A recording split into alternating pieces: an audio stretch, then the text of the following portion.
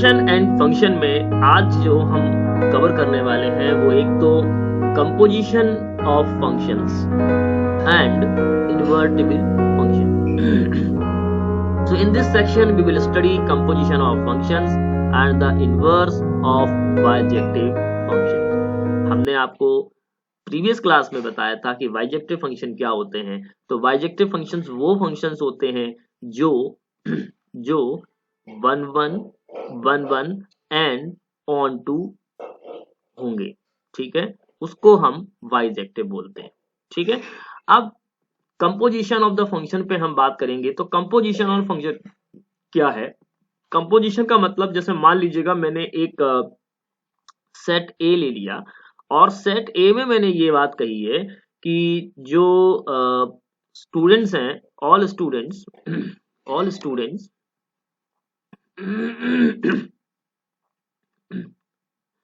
who appeared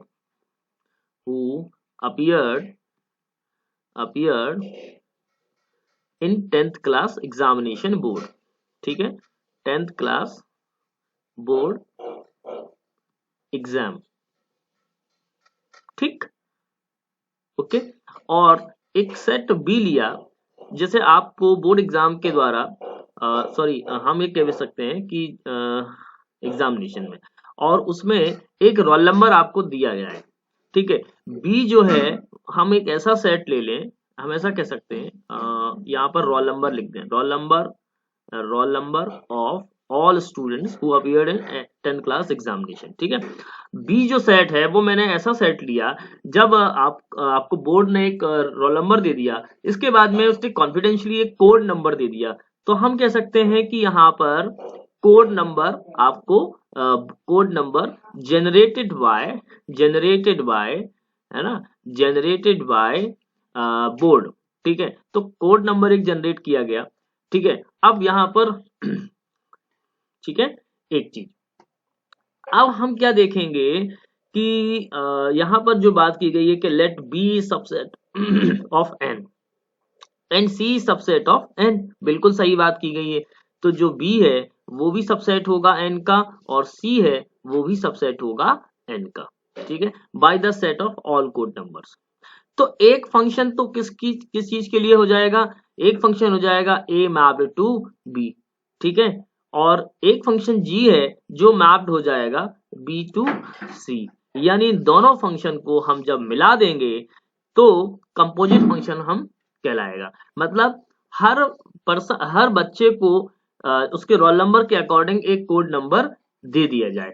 that means यही इसका मतलब हुआ. तो हम आपने 11th क्लास या 12th क्लास में, अगर आप इसके पहले भी पढ़े होंगे तो आपने देखा होगा ये ऐसा लिखा होता है या फिर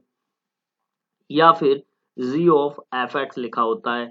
तो आज हम इन्हीं पर चर्चा करेंगे. इसी को हम बोलते हैं कंपोजिट फंक्शन. ठीक है, चलिए आगे समझते हैं. इसकी बेसिक डेफिनेशन पर जाएंगे हम. तो जो डेफिनेशन है वो डेफिनेशन ये कहती है कि let F mapped A to B, है ना, and G such that b to c यानी g mapped b to c be two functions, then the composition of f and g denoted by gof is defined as the function gof mapped a to c. मतलब यहाँ पर कोई function fx लिया गया है. ठीक है, और यहाँ पर ये x है. तो देखिए a to b मैप्ड है, x जो है वो मैप्ड है, तो यहाँ पर fx आएगा. x जो है वो मैप्ड है तो कहाँ आएगा? fx आएगा. और जब b to c है तो fx जो है वो मैप्ड किस पर है? g to c. ठीक है, b to c. अब देखिए सपोज दैट कि x आपका एक रोल x जो है एक स्टूडेंट्स हैं और fx जो है रोल नंबर है. तो स्टूडेंट्स को मैप किया गया. सपोज दैट यहाँ पर मैं आपको लिख के बता रहा हूँ. ये स्टूडेंट्स हैं और यहाँ पर हम कह सकते हैं रोल नंबर्स हैं. तो स्टूडेंट्स के मैप्ड हैं एक पर्टिकुलर रोल नंबर जो बोर्ड के द्वारा दिया गया, और जो रोल नंबर हैं उनको एसोसिएटेड किया गया एक कोड नंबर से. तो हम डायरेक्टली क्या कह रहे हैं? स्टूडेंट्स को डायरेक्टली मैप किया गया. किस चीज से मैप्ड हो गए? वो स्टूडेंट्स को एक जो कॉन्फिडेंशियली नंबर दिया गया उससे एसोसिएट होगा, इसलिए हमने क्या बोला यहाँ पर GOF x इक्वल्स टू, हम इसको क्या बोलते हैं जब भी हम इसको लिखते हैं, ठीक है, GOF x इक्वल्स टू हम पढ़ेंगे GOF fx, ठीक है। आपको मुझे लगता है आप समझ में आ गया होगा, clear. For every x belongs to capital A, तभी ये पॉसिबल है, ठीक है। आई थिंक अब आपको समझ में आ गया होगा। एक बार मैं फिर रिपीट कर देता हूं, एक फंक्शन f मैप्ड है a टू b और g जो फंक्शन है वो मैप्ड है b to c, then the composition of f and g is denoted by g of f, ठीक है, is defined as the function GOF mapped किस पे हो जाएगा, डायरेक्टली A to C। जो आप डायरेक्टली ये ग्राफ देख रहे हैं, जो सॉरी ये जो डायग्राम देख रहे हैं उसके थ्रू आपको ये बात समझ में आ रही होगी, ठीक है। अब हम इससे रिलेटेड क्वेश्चंस देखेंगे तो मुझे लगता है जल्दी समझ में आएगा, ठीक है। चलिए क्वेश्चंस करते हैं। आपको क्वेश्चन दिया गया है, लेट F मैप्ड 2 3 4 5 2 3 4 5 9, ठीक है, आपको यहां से ये दिया गया हुआ है, ठीक है, 2 3 4 5 3 4 5 9, जी जो है वो दिया गया है 3 4 5 9 to 7 11 15। Be functions defined as, आपको क्या क्या दिया गया है, f2 बराबर 3, f3 बराबर 4, f4 बराबर f5 बराबर 5, g3 और g4 की वैल्यू आपको 7 दी गई, एंड g5 और g9 इक्वल्स टू 11 दिया गया। तो आपको फाइंड क्या करना है, GOF फाइंड करना है, तो हमको गॉफ निकालना है, ठीक है। तो GOF हमको 2 फाइंड आउट करना है, तो हम क्या लिखेंगे, G ऑफ F2, ठीक, G ऑफ F2, ठीक, क्लियर हो गई बात।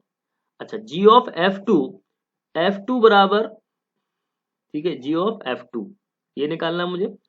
अच्छा, G ऑफ F2 बराबर हम क्या कह सकते हैं, G ऑफ F2 बराबर, देखिए यहां पर हम क्या कहेंगे, ये हो जाएगा G और F2 की वैल्यू यहां से हम पुट करके रख देंगे, तो ये कितना हो जाएगा G3, और G3 की वैल्यू हमको दी गई है यहाँ पर 7 दी गई है, ठीक, ये पहले निकाल दिया। अब देखो नेक्स्ट समझते हैं, अगर मान लो हमको GOF 3 निकालना हो तो हम क्या लिखेंगे, GOF 3, ठीक है, ये निकालना होगा। और GOF 3 का मतलब हमको दिया गया है G4 और G4 की वैल्यू भी हमको यहाँ पर 7 दी गई है, आई थिंक समझ में आ गया होगा। फिर 2 3 निकाल लिया, अब मैं 4 और 5 दोनों के लिए निकालूंगा यहाँ पर, है ना, देखिए GOF और मान लीजिएगा मैं यहाँ पर 4 निकाल रहा हूँ, तो मुझे क्या करना होगा, GOF 4, ठीक है, और GOF 4 की वैल्यू कितनी दी गई है, 5 दी गई है, तो मैं क्या करूंगा, GOF 5, और 5 का मतलब कितना दिया गया है, 11 दिया गया है, राइट। अब मुझे एक और बात निकालनी है, GOF 5 निकालना है, क्योंकि यहाँ पर जो फंक्शन f के लिए जो बात दी गई है 2 3 4 5, तो मुझे इन्हीं पर निकालनी होगी, है ना, ओके। तो इसमें क्या होगा, GOF 5, और GOF 5 का मतलब हो गया, F5 की वैल्यू हमको यहाँ पर दी गई है 5, ठीक है, कितने दी गई है, 5 दी गई है, तो GOF 5 बराबर 11, ठीक है। तो अब हमने देखिए GOF 2 निकाला, GOF 3 निकाला, GOF 4 निकाला, GOF 5 निकाला, तो इस तरीके से हम फाइंड आउट करते हैं, यही आपका आंसर हो गया। आई होप कि आपको समझ में आ गया होगा। एक बार फिर समझ लीजिएगा, यहाँ पर जो फंक्शन f है वो मैप्ड है इस पर, यानी 2 3 4 5 से जो मैप्ड है वो 3 4 5 9 पर, है ना। दूसरा फंक्शन g है जो 3 4 5 9 से मैप्ड है 7 11 15 पर, और आपको कुछ बातें दी गई हैं, फंक्शन डिफाइन किया गया है, f2 बराबर f3, f3 बराबर 4, f4 बराबर f5 बराबर 5, g3 बराबर g4 बराबर 7, और ये जो आपको g5 और g9 बराबर 11 दिया। आपको g ऑफ निकालना है तो हर वैल्यू के लिए फाइंड आउट करना है, 2 3 4 5, जो f2 निकाला तो g f2, और f2 की वैल्यू यहाँ पर रख दी तो 3, और 3 g3 जो है वो उसकी वैल्यू 7 दी गई है। तो बस इसी तरीके से आपको निकालना है, क्योंकि कंपोजिशन है तो स्टेप बाय स्टेप आपको ये चीज फाइंड आउट करनी है, ठीक है। चलिए नेक्स्ट क्वेश्चन को देख लेते हैं। नेक्स्ट क्वेश्चन है, आपको GOF निकालना है, आपको FOG निकालना है, जबकि फंक्शन f जो है वो मैप्ड है रियल टू रियल, और जो फंक्शन g है वो भी मैप्ड है रियल टू रियल पे। तो गिवन बाय आपको एक फंक्शन दिया गया है fx बराबर cos x एंड gx बराबर 3x स्क्वायर। फिर आपको दूसरी बात ये शो करनी है कि क्या ये बात बराबर है या नहीं है, यानी आपने GOF निकाला और FOG निकाला तो क्या ये बराबर है या नहीं। तो सबसे पहले तो हमको GOF निकालना होगा और FOG निकालना होगा। तो चलिए हम शुरू करते हैं। सबसे पहले हम नंबर 1 हम निकालेंगे GOF। ठीक, GOF जब हम निकालेंगे, GOF X निकालेंगे तो इसका मतलब ये हुआ कि ये कहना चाह रहा है। ठीक, अब देखिए यहाँ पर fx की वैल्यू कितनी है, आपको यहाँ पर fx की वैल्यू कितनी दी गई है, fx की वैल्यू दी गई है cos x। ठीक है, ये दिया गया है cos x। ओके, अब देखिए ये g ऑफ x है, तो g ऑफ x क्या है, ये देखिए 3 और x स्क्वायर में आप किसकी वैल्यू रख दोगे, किसकी वैल्यू रख दोगे, cos x की वैल्यू रख दो, cos x रख दोगे तो ये हो जाएगा cos x का स्क्वायर, यानी x की वैल्यू पुट कर दी। तो अब ये क्या हो जाएगा, यहाँ पर 3 cos square x। I think आपको समझ में आ गया होगा। ओके, सिमिलरली अगर हम बात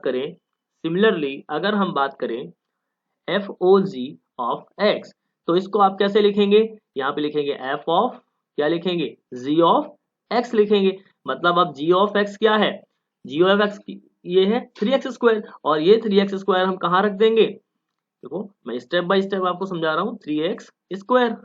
ओके, तो अब 3x स्क्वायर आप कहाँ रख दोगे, cos, और x की जगह पर आप 3x स्क्वायर रख दोगे। ठीक है ना, तो ये क्या लिख दोगे आप यहाँ पर cos और ये हो जाएगा 3x स्क्वायर। ठीक, तो अब हम एक चीज को ध्यान में समझे कि देखो GOF आपको दिया गया है 3 cos स्क्वायर x, FOG दिया गया है cos 3x स्क्वायर। तो अब हमको शो करना है कि FOG is not equal to GOF, या हम कह सकते हैं, ठीक है, या हम बात कहें कि जो आपको कहा गया है GOF is not equal to FOG, दोनों बातों में से आपसे कोई भी बात कह दी जाए तो आप एक चीज देख सकते हैं, आप क्या चीज देख सकते हैं कि क्या 3 cos स्क्वायर x बराबर है cos 3x स्क्वायर के। तो बिल्कुल आप देख सकते हैं यहाँ पर नहीं, ये बात यहाँ पर सही नहीं है, क्योंकि दोनों की वैल्यू यहाँ पर अलग अलग है। ठीक है, तो हम बिल्कुल कह सकते हैं कि hence GOF is not equals to FOG। Okay, I think आपको समझ में आ गया होगा। तो ये जरूरी नहीं है कि बराबर आए, क्योंकि अलग अलग फंक्शंस होंगे, अलग तो मे बी कि डिफरेंट आए। ठीक है, ये इस एग्जांपल से हमने देख लिया। ओके, चलिए आगे समझते हैं। अब आपको जो अगला क्वेश्चन दिया है, consider f and g such that composite GOF is defined and is 1 are f and g both necessary be 1 तो इस क्वेश्चन में क्या कह रहा है कि f और g जो है वो कंपोजिट है और गॉफ डिफाइंड है और 1 है GOF, बट हमसे ये पूछा जा रहा है कि क्या f और g नेसेसरीली 1 होंगे या नहीं। तो चलिए हम एक एग्जांपल ऐसा ले लेते हैं जिसके थ्रू हम इस बात को समझने का प्रयास करेंगे। ठीक है, चलिए कंसिडर, हमने एक f जो है एक मान लीजिएगा हमने एक ऐसा फंक्शन लिया, जैसे मान लीजिएगा 1 2 3 3 और ये हो जाएगा 4। ठीक है, और ये मैप्ड है 1 2 3 4 5 और 6 पे। ठीक, तो इस पर जो फंक्शन fx जो है वो डिफाइंड है, वो है x। ठीक है, x फॉर एवर x। ठीक है, एंड अब हम g जो है वो एक ऐसा फंक्शन लिया है हमने जो कि 1 2 3 4 5 और 6, ठीक, मैप्ड है कितने पर, देखिए 1 2 3 4 5 और 6, ठीक, इस पर मैप्ड है। ओके, अब एक चीज और हम यहाँ पर देखेंगे, यहाँ पर भी हम कह सकते हैं gx बराबर x। ठीक, gx बराबर x फॉर, अब यहाँ पर हम डिफाइन कर दें, यहाँ पर हम डिफाइन ये कर दें कि यहाँ पर x की वैल्यू मान लीजिएगा 1 2 3 4 और 5 है, ठीक। एंड हम ये कह दें कि g of 5 equals to g of 6 equals to 5, ठीक। जी ऑफ 5 और जी ऑफ 6 बराबर 5। तो जब हम गॉफ निकालेंगे, ठीक है, जब हम जीओएफ निकालेंगे, जी ऑफ एफ एक्स निकालेंगे, तो यहाँ पर हम क्या देख रहे हैं कि x निकलेगा for ever x, for every element of x। लेकिन अब देखो यहाँ पर जो जीओएफ निकलेगा, जीओएफ निकलेगा, तो जीओएफ क्या होगा, देखिए जीओएफ क्या होगा, हम कह सकते हैं जीओएफ जो है वो तो 1 1 होगा, लेकिन क्या जी 1 1 है, ये जरूरी नहीं है। देखिए कैसे, बट जो जी है वो क्या है, G is not 1 1, G is not 1 1। क्यों नहीं है 1 1, देखिए ये फंक्शन ये वाला 1 1 है, ये तो 1 1 है, ठीक है, ये 1 1 है, जीओ एफ 1 1 है, बट जी 1 1 नहीं है। क्यों नहीं है, क्योंकि हम देख रहे हैं जी ऑफ 5 और जी ऑफ 6 की वैल्यू 5 है। ये बात हमको मालूम है कि अगर दो एलिमेंट दूसरे वाले सेट के, यानी कि हम कह सकते हैं कोडोमेन के एक ही एलिमेंट के साथ में एसोसिएट होंगे, तो वो फंक्शन 1 1 नहीं होगा। डोमेन के दो एलिमेंट कोडोमेन के किसी एक एलिमेंट के साथ में एसोसिएट होंगे, तो वो फंक्शन 1 1 नहीं होगा। तो ये कोई जरूरी नहीं है कि अगर जीओएफ डिफाइंड है कंपोजिट फंक्शन एफ और जी पर और 1 1 है जीओएफ, तो एफ और जी भी 1 1 होंगे, ठीक है। हो भी सकते हैं और नहीं भी हो सकते हैं। आई थिंक अब आपको ये बात समझ में आ गई होगी। चलिए आगे बढ़ते हैं। अब एक क्वेश्चन है, show that F mapped real to, यहाँ पर -7/5 एक्सेप्ट किया गया है, मतलब इसको हटा दिया जाए, और मैप्ड रियल टू -3/5, ठीक है।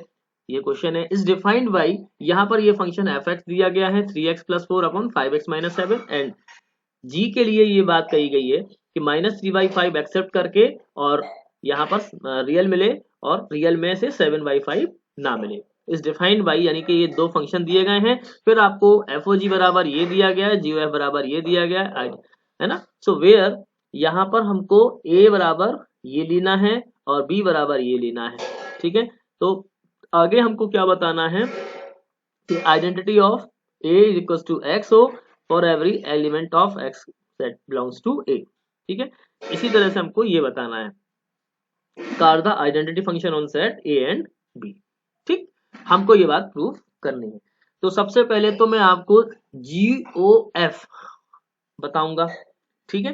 तो हम निकालते हैं इसको स्टेप बाय स्टेप, ओके। चलिए ले लेते हैं। सबसे पहले हमको क्या करना है, GOF एक्स करेंगे। तो GOF एक्स करेंगे तो हमको सीधी सी बात है GO, अब एफ एक्स की वैल्यू कितनी दी गई है, देखिए एफ एक्स की, ये जो हमको बात कही गई है वो डोमेन और रेंज के बारे में बात की गई है ना, तो इसमें कंफ्यूज होने की जरूरत नहीं है और डरने की जरूरत भी नहीं कि इतना बड़ा दिया हुआ है, ठीक है। तो चलिए हम ले लेते हैं फटाफट, और देखिए ये है 3x + 4 अपॉन 5x - 7, ठीक। अब मैं किस में रख दूंगा, जी ऑफ एक्स में रखूंगा, ठीक है। तो चलिए रख लेते हैं, यहाँ पर हो जाएगा ये 7, और यहाँ पर जब वैल्यू हम पुट करेंगे तो ये हो जाएगा 3x + 4 अपॉन 5x - 7, ठीक है, ये हो जाएगा, और +4 अपॉन ये हो जाएगा 5, और यहाँ पर हमने रखा तो ये हो जाएगा 3x + 4 अपॉन 5x - 7, ठीक है, और ये -3। तो अगर हम इसको सॉल्व करें तो ये कितना हो जाएगा, 7 3 जा 21x, है ना, 21x, और हम इसको सॉल्व कर लेते हैं जल्दी से, तो ये जाएगा 21x + 28, ठीक है, 28।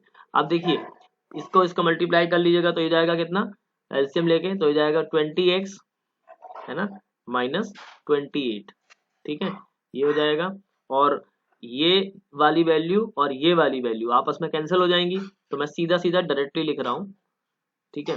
तो ये हो जाएगा कितना, 15x + 20, ठीक है, -15x + 21, ठीक है। आप कैलकुलेट कर लेना, तो मुझे लगता है समझ में आ जाएगा। अब देखिए ऊपर वाले से मुझे यहाँ पे 28 और 28 कैंसिल हो रहा है, यहाँ से 15x और 15x कैंसिल हो रहा है, तो मुझे क्या मिलेगा 41x अपॉन 41। ये और ये कैंसिल हो गया, तो मुझे क्या मिल रहा है, x मिल रहा है, राइट। ये तो मैंने जी एफ निकाला। अब मैं एफ ओ जी निकालूंगा, ठीक है।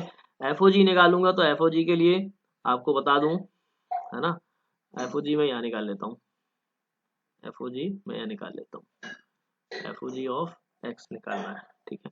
तो इसका मतलब हमको क्या करना है, एफ ऑफ, और जी जो है हमको दिया गया है 7x plus 4 upon 5x minus 3, ठीक है। तो अब हम यहाँ पर पुट करेंगे, x की वैल्यू में पुट करेंगे, तो ये हो जाएगा कितना 3, और ये कितना हो जाएगा 7x plus 4 upon 5x minus 3, ठीक है। और ये प्लस 4 है ना, अपॉन ये कितना हो जाएगा 5, और यहाँ पर ये कितना हो जाएगा 7x plus 4 upon 5x minus 3, और यहाँ पर ये माइनस 3, ठीक है। चलो अब हम देखते हैं, इसके बाद में इसको सॉल्व करेंगे, तो ये कितना हो जाएगा यहाँ पर, ये भी यहाँ पर हो जाएगा 21x प्लस ये हो जाएगा 12 प्लस 20x माइनस 12, ठीक है।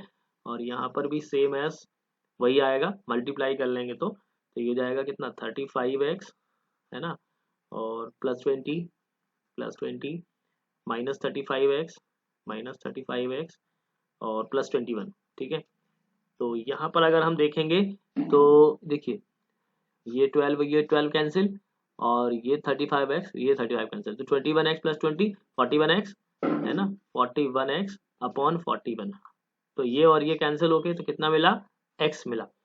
तो अब चीज हमको यहाँ पर समझ में आ गई होगी कि यहाँ पर हमको GOF, देखो अब यहाँ पर हमको क्या मिल रहा है, तो हम क्या कह सकते हैं, हम क्या कह सकते हैं यहाँ पर, हम क्या कह सकते हैं यहाँ पर GOF x बराबर हमको क्या मिल रहा है, x मिल रहा है ना, for every x belongs to b पर मिल रहा है, और FOG ऑफ x बराबर भी हमको क्या मिल रहा है, x मिल रहा है, for every x belongs to a पे मिल रहा है।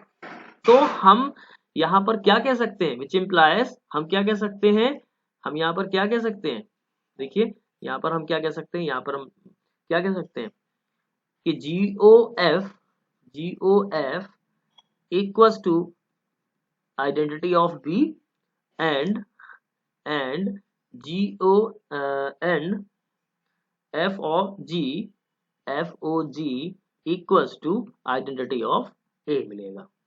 आई थिंक आपको बात समझ में आ गई होगी। तो चाहे हमने, तो हमको यहाँ पर क्या मिल रहा है, x ही तो मिल रहा है, तो ये आइडेंटिटी तो है, हम 1 रखेंगे तो 1 मिलेगा, 2 रखेंगे तो 2 मिलेगा। आइडेंटिटी का आइडेंटिटी फंक्शन आप जानते हैं, मैं आपको आइडेंटिटी फंक्शन समझा देता हूँ।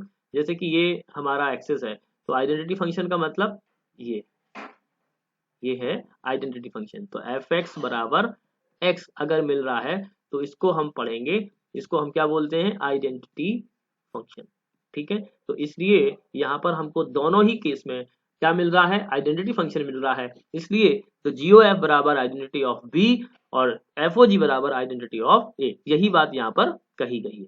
तो ये बात प्रूव्ड होती है, तो हम कह सकते हैं हैंस प्रूव्ड, ठीक, हैंस प्रूव्ड, ओके। अब आपको ये बात समझ में आ गई होगी। तो क्वेश्चन जितना बड़ा लग रहा होगा देखने में, आई थिंक उसका सॉल्यूशन बहुत इजी था। क्वेश्चन देखने में इतना लग रहा है क्योंकि ये चीज जो यहाँ पर दी गई है, इतना बड़ा जो यहाँ पर लिखा हुआ है, वो सिर्फ डोमेन के लिए लिखा हुआ है कि ये जो फंक्शन है इसकी डोमेन जो है, क्योंकि देखिए हमने आपको जब डोमेन बताया था तो इस फंक्शन की डोमेन लिखी हुई है कि हम x में 7/5 नहीं डाल पाएंगे, क्योंकि अगर आपने 7/5 डाल दिया तो ये कितना हो जाएगा, नॉट डिफाइन हो जाएगा। सेम एज यहाँ पर भी कि अगर आप यहाँ पर 3/5 नहीं डाल सकते हो, क्योंकि जैसे ये 3/5 डालोगे तो ये भी नॉट डिफाइन हो जाएगा, इसलिए ये फंक्शन की सिर्फ डोमेन लिखी है। इसी तरह से यहाँ पर ये रेंज लिखी है कि यहाँ पर फंक्शन में 3/5 को छोड़ करके बाकी पूरे रियल नंबर्स मिलेंगे, यहाँ पर 7/5 को छोड़ करके पूरे रियल नंबर्स मिलेंगे। तो ये दिखने में बड़ा लग रहा है, बट क्वेश्चन बहुत इजी है, मैंने आपको बहुत ही सिंपल तरीके से बताया, ठीक है। तो इस तरह के क्वेश्चन जब आप करते हो तो पहले एक बार आप खुद ट्राई करो, और आपको इजीली समझ में आएंगे। ठीक है, चलिए नेक्स्ट बढ़ते हैं आगे क्वेश्चन की तरफ। आगे का क्वेश्चन क्या है कि अब देखिए F mapped A to B and G mapped B to C are 1 1, then GOF mapped A to C is also 1 1। तो अब आपको यहाँ पर ये बात प्रूव करनी है कि आपको दो फंक्शंस दिए गए हैं, एफ जो है वो ए टू बी पे मैप्ड है, जी जो है वो बी टू सी पे मैप्ड है, और ये दोनों ही 1 1 फंक्शन है। तो आपको ये बताना है कि क्या GOF भी 1 1 होगा। चलिए देख लेते हैं।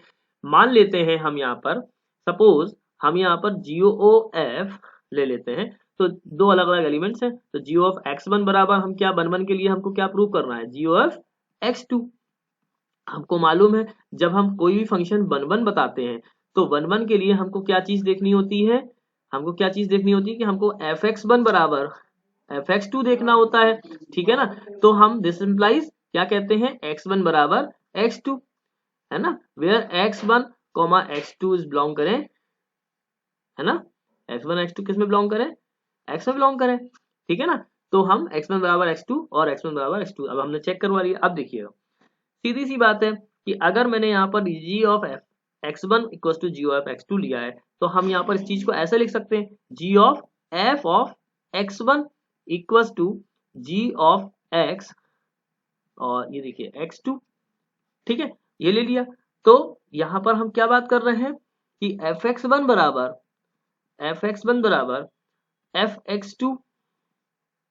ठीक है, जैसे एज g इज 1 1 है, क्योंकि यहाँ पर g क्या है 1 1 है, तो जब g इज 1 1 है तो हम कह सकते हैं fx बराबर fx2, और जब fx1 बराबर fx2 कह सकते हैं तो x1 बराबर क्या कह सकते हैं, x2 कह सकते हैं। क्यों कह सकते हैं, क्योंकि यहाँ पर f भी 1 1 है। ठीक है, f भी 1 1 है, इसलिए हेंस हम कह सकते हैं कि GOF इज 1 1। ठीक, GOF इज 1 1। ठीक है, तो GOF भी 1 1 हो गया, F भी 1 1 दिया था, G भी 1 1 दिया था, तो GOF भी 1 1 होगा। आई थिंक आपको बात समझ में आ गई। देखिए 1 1 प्रूव करने के लिए आपको मालूम है कि fx1 बराबर fx2 करना होता है, x1 बराबर x2 मिलना चाहिए। तो देखिए यहाँ पर मैंने वही किया, fx1 बराबर fx2 हो जाएगा क्योंकि g 1 1 है। जब g 1 1 है और ये कंडीशन अप्लाई होती है fx1 बराबर fx2 तो x1 बराबर fx2 मिलता है। ठीक है, जब ये बात यहाँ से मिलती है तो फिर हम कह सकते हैं बिल्कुल ओके। चलिए आगे देखते हैं क्वेश्चन को। नेक्स्ट क्वेश्चन देखते हैं। क्वेश्चन ये है कि are F and G both necessarily onto if GOF is onto. ठीक है, तो चलिए हमको क्या कहा गया कि यदि GOF ऑन टू है तो क्या F और G भी ऑन टू हो सकते हैं। ये आपको यह नेसेसरीली है, आवश्यकता है कि अगर F और G ऑन टू है जबकि GOF ऑन टू है। तो चलिए हम एक एग्जांपल से ले लेते हैं। ठीक है, हम एक फंक्शन लेंगे, जैसे मान लीजिएगा f जो है वो मैप्ड है 1 2 3 4 पर मैप्ड है। ठीक है, से मैप्ड है 1 2 3 4 पे। ठीक है, 1 2 3 और 4। ठीक, इस पर मैप्ड है। और दूसरा जो फंक्शन g है वो भी हम ले लेते हैं 1 2 3 और 4। ठीक है, मैप्ड है कितने पर, 1 2 3 पर। ठीक, 1 2 और 3 पर। क्लियर। अच्छा, सो अब हमने क्या चीज ली है यहाँ पर, डिफाइंड किया है कि मान लीजिएगा मैंने आपसे कहा यहाँ पर मैंने आपसे क्या कहा कि F1 जो डिफाइंड है, मान लीजिएगा मैं यहाँ पर डिफाइन कर रहा हूँ, है ना, define F1 equals to 1, F2 equals to 2। ठीक है, और F3 equals to F3 equals to 3, और मान लीजिएगा F3 F4 दोनों 3 पर मैप्ड है। ठीक है, और यहाँ पर भी हमने बात मानी कि G1 जो है वो 1 है, और G2 जो है उसको भी हमने 2 मान लिया। ठीक है, और सेम एज कि हमने ये बात कही कि G3 G4 जो है वो 3 पर मैप्ड है। तो अब एक चीज हम यहाँ पर क्या देख रहे हैं, हम यहाँ पर क्या चीज देख रहे हैं, कैन सीन दैट कि हम क्या देख रहे हैं यहाँ पर हम क्या देख रहे हैं, GOF इज ऑन टू, बिल्कुल सही बात है। तो जो GOF मिल रहा है वो तो मुझे ऑन टू इसलिए मिल रहा है क्योंकि सपोज देखिए GOF पे हमने जो भी वैल्यू रखी तो वो मुझे वहां पर मैप्ड है, ये सारे एलिमेंट, ठीक है ना। लेकिन यहाँ पर हम एक चीज समझे, देखिए F3 F4 जो है 3 है। अब एक मैं एग्जाम्पल मैं आपको डायग्राम के थ्रू समझाता हूँ इस बात को, ठीक है। चलिए कैसे, देखिए यहाँ पर मैंने ये जो है मैं F के लिए ले रहा हूँ, यहाँ पर F के लिए ले रहा हूँ, तो यहाँ पर ये 1 2 3 और 4 है, ठीक है। और यहाँ पर भी मैंने 1 2 3 और 4 लिया है, ठीक। अब देखो 1 2 3 4 लिया है मैंने, तो देखो F1 पे क्या बोल रहा है, 1 बोल रहा है। F2 पे क्या बोल रहा है, 2 बोल रहा है, ठीक है। अच्छा F3 और F4 जो किस पे मैप्ड है, वो 3 पे मैप्ड है, ठीक है। ये भी है और ये भी इसी पर मैप्ड है, ठीक। तो ये जो फंक्शन है वो ऑन टू नहीं है, F जो फंक्शन है वो क्या है, ऑन टू नहीं है, ठीक। अब आ जाओ जरा ये G वाले फंक्शन पे। G वाले फंक्शन पे अगर हम देखें तो यहाँ पर ये मैंने फिर रखा 1 2 3 और 4, ठीक है। और यहाँ पर 1 2 3 देखा, ठीक। तो अब देखो यहाँ पर ये जो 1 है वो 1 से एसोसिएट है, ठीक है। और ये जो 2 है वो इस 2 से एसोसिएट है, 3 जो है वो इस 3 से एसोसिएट है, और जो 4 है वो भी 3 से एसोसिएटेड है। तो ये वाला फंक्शन ऑन टू है, ये वाला फंक्शन ऑन टू है। और जब ये वाला फंक्शन ऑन टू है तो हमने क्या कह दिया, GOF जो है वो ऑन टू है, ठीक। ये वाला फंक्शन ऑन टू हो गया। बट यहाँ पर बात ये कही गई है कि क्या ये फंक्शन ऑन टू है, तो देखो G तो ऑन टू है इसलिए गॉफ ऑन टू हो गया, और F जो है वो ऑन टू नहीं है, यानी हम कह रहे हैं इनटू फंक्शन है, या हम कहते हैं इनटू फंक्शन है, या हम कहते हैं ऑन टू नहीं है, ठीक। अगर हाँ FOG बोला जाता तो FOG ऑन टू नहीं होता, ठीक। क्योंकि अगर हमने कंपोजिट GOF निकाला तो जो जो भी हम वैल्यू रख रहे हैं, देखिए GOF का मतलब G ऑफ fx, और G ऑफ fx पर हमको क्या मिल रहा है, हमको जो चीज fx रखने पर हमको, जैसे मान लीजिए कि मैंने G ऑफ 1 रखा तो G ऑफ 1 हम पे 1 मिल रहा है, G ऑफ 2 मतलब 2 मिल रहा है, G ऑफ 3 G ऑफ 4 पे हमको 3 मिल रहा है, तो मतलब GOF ऑन टू है, कोई भी एलिमेंट ऐसा नहीं है जो एसोसिएटेड ना हो, ठीक है। तो इसलिए GOF क्या मिल गया हमको, ऑन टू मिल गया। आई होप अब आपको ये बात समझ में आ गई होगी। तो ये जरूरी नहीं है कि GOF अगर ऑन टू है तो F और G भी ऑन टू हो, ठीक है। चलिए आगे क्वेश्चन समझते हैं। चलिए इस क्वेश्चन को देखते हैं। तो क्वेश्चन है कि F mapped 1 2 3 2 ABC B 1 1 and onto function given Y, आपको गिवन दिया गया है F1 बराबर A, F2 बराबर B और F3 बराबर C, ठीक। तो आपको ये दिया गया है, बिल्कुल ठीक बात है। अब जब आपको दिया ये गया है तो आपको शो क्या करना है, show that there exist a function G mapped ABC is equal to 1 2 3, ठीक है। तो सच दैट कि GOF बराबर I of identity of X और FOG बराबर identity of Y, where X 1 2 3 दिया गया और Y जो है ABC दिया गया है, ठीक। चलिए हम समझ लेते हैं इस बात को। तो हमने मान लीजिएगा सॉल्यूशन हम जब हम ले रहे हैं तो हमने मान लिया, कंसीडर किया एक जो G है, ठीक है, G A B और C, ठीक, मैप्ड है किस पर, 1 2 3 पर, 1 2 3 पर, ठीक है।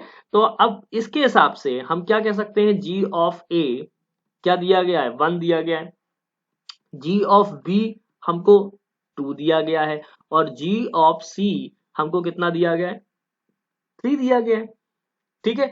तो अब ये तो बहुत ही आसान है इस बात को समझना कि जब G ऑफ A पर 1 दिया है, G ऑफ B पर 2 दिया है, G ऑफ C पर 3 दिया है, तो हम क्या कह सकते हैं, G ऑफ F जो है वो क्या मिलेगा, मुझे आइडेंटिटी ऑफ X मिलेगा। क्यों मिलेगा, क्योंकि जो हम कह सकते हैं कि जो फंक्शन है, जो F जो फंक्शन है वो मैप्ड है X टू Y पर, F फंक्शन जो है वो मैप्ड है X टू Y पर, ठीक है ना। 1 2 3 से ABC मिल रहा है मुझे, देखिए ना 1 2 3 से मुझे क्या मिल रहा है, ABC मिल रहा है, ठीक है ना। तो ये X हो गया और ये Y हो गया, तो F जो है वो मैप्ड है X टू Y पे।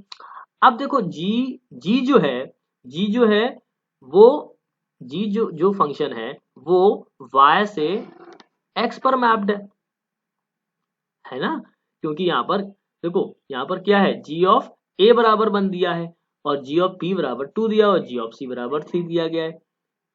क्लियर है ना, जबकि यहाँ पर क्या दिया गया था, f1 बराबर a दिया गया था, f2 बराबर b दिया था और f3 बराबर c दिया गया था। क्लियर, देखो कैसे, अब सपोज आप देखिए GOF निकालना था आपको, तो आपको सारी वैल्यू दी गई है। पहले मैं यहाँ पर F1 के लिए यहाँ पर लिख देता हूँ। देखो F1 बराबर कितना दिया है आपको, A दिया है, F2 बराबर कितना दिया है, B दिया है और F3 बराबर कितना दिया है, C दिया है। ठीक है, चलो अब देखो एक चीज समझते हैं, हमको GOF निकालना है। GOF निकालना है तो पहले हम GOF किसके लिए निकाल रहे हैं, 1 के लिए निकाल रहे हैं, तो यहाँ पर हम क्या लिखें, GOF fx। ठीक, अब देखो हर एक वैल्यू के लिए निकालेंगे तो G(1) और G(1) पे क्या मिल रहा है हमको, G(1) पे क्या मिल रहा है, देखो G(F1), ठीक है, G(F1) पे क्या मिल रहा है हमको, A मिल रहा है, तो G(A) पे क्या मिल रहा है, 1 मिल रहा है, मिल रहा है नहीं मिल रहा है। इसी तरह से हम नेक्स्ट उसके लिए देख लें, G(F2) पे क्या मिल रहा है, ठीक है, G(F2) पे क्या मिल रहा है हमको, G(F2) पे क्या मिल रहा है, B मिल रहा है और B की वैल्यू हमको मालूम है कितनी, 2 है। इसी तरह से हम सिमिलरली G(F3) देखें, G(F3) देखा तो G(F3) पे हमको क्या मिल रहा है, G(C) मिल रहा है और G(C) पे क्या मिल रहा है हमको, 3 मिल रहा है।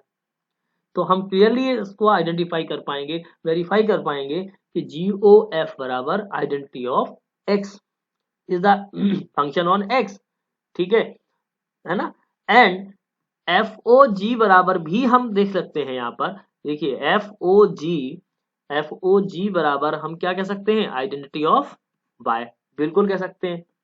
ठीक है, कैसे कह सकते हो, देखो अब उसके लिए भी आपको वही चीज f of g of x यही निकालना है ना, आपको यही निकालना है ना, तो अब आप निकाल दो। देखो कैसे निकालोगे, G1 पे आप देखोगे तो G1 पे आपको value the, sorry G of A पे देखोगे, आप यहाँ पर रखोगे G ऑफ A रखोगे, 1 रखोगे और 1 पर A मिल जाएगा। तो इसी तरह से आप उसको भी निकाल सकते हो। तो आप देख पा रहे हो कि जो GOF है वो आइडेंटिटी ऑफ X है और FOG है वो आइडेंटिटी ऑफ Y है, इसलिए हम इसको क्लियरली वेरीफाई कर पाएंगे। ठीक है, आई होप अब आपको FOG और GOF दोनों ही क्लियरली समझ में आ गए होंगे।